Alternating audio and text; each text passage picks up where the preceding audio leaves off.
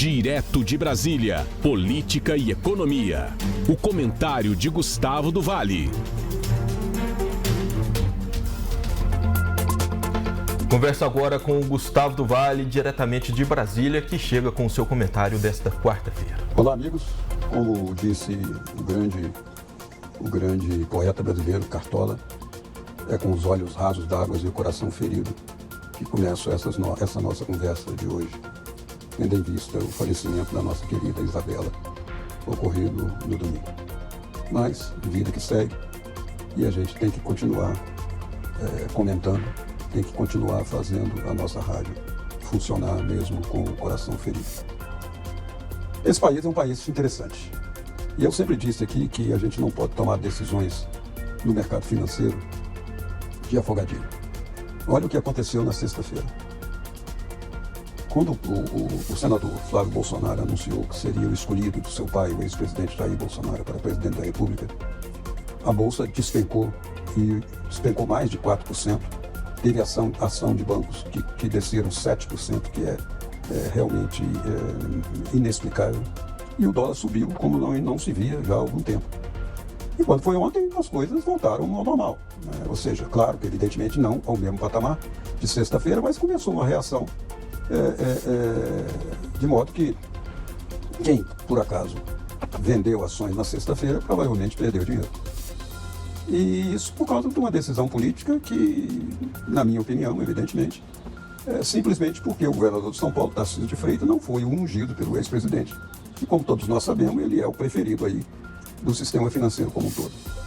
Então, voltando à nossa fala inicial, não se pode, quem quer realmente guardar seus recursos no mercado financeiro, não pode de forma nenhuma se deixar levar por notícias do curto prazo. Isso é coisa para profissionais.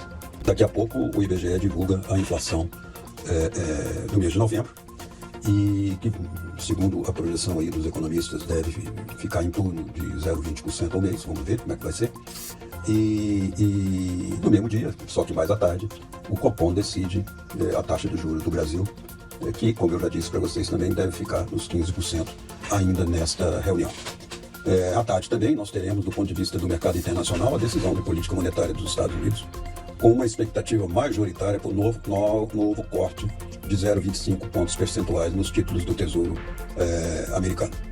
Essa decisão, se for dessa forma que eu disse, que os analistas estão pensando, deve levar os juros para o intervalo de 3,5 a 3,75, refletindo sinais de desaceleração no mercado de trabalho, apesar da escassez dos dados oficiais em função daquele shutdown, ou seja, aquele tempo que ficou sem atividade nos Estados Unidos porque não tinha sido aprovado o orçamento por parte do Congresso Nacional. E isso afetou a publicação das estatísticas por mais de um mês.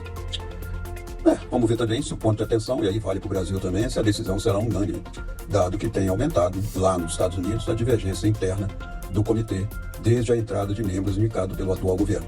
Engraçado que é coisa que não acontece no Brasil.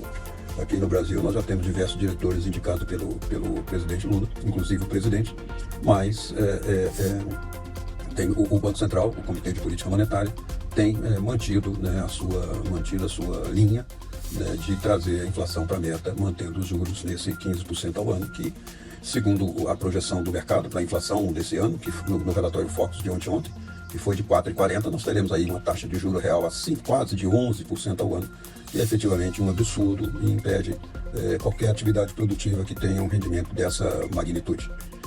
Por isso que esperamos que na primeira reunião de janeiro essa taxa de juro venha a cair.